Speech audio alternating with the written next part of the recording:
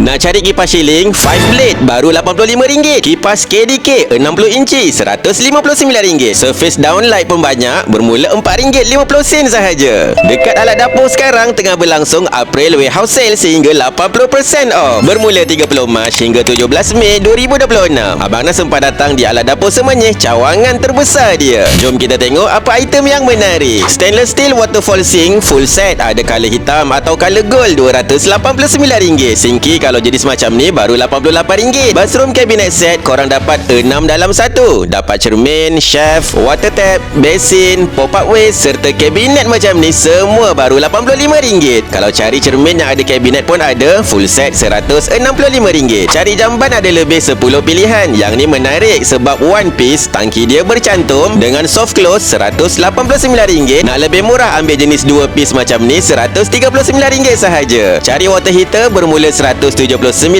Ada juga pilihan nak AC, DC pump dan juga rain shower. Cari hood dapur tengah murah sekarang. Ada jenis T-shape hood macam ni RM449. Yang ni pula slanted cooker hood, design modern, RM519 sahaja. Cari aksesori bilik air, shower set, bidet, ada lebih 200 item, tengah ada less up to 80%. Ada juga lampu downlight, wall light, chandelier, switch dan power track. Nak item lebih premium pun ada. Standing cooker macam ni ada jenama DeLonghi dan juga Leban Steel. Hood dan hob pula ada Livinox, Rubin, Elba, Robam dan Rinnai. Sinki dapur lebih 50 pilihan. Ada jenis ceramik, farmhouse dan workstation sink. Microwave ada, oven, dishwasher pun ada kat sini. So korang boleh datang ke alat dapur sekarang, sementara ada warehouse sales, dia bagi harga terbaik, siap boleh nego lagi. Benda baik kita kongsi.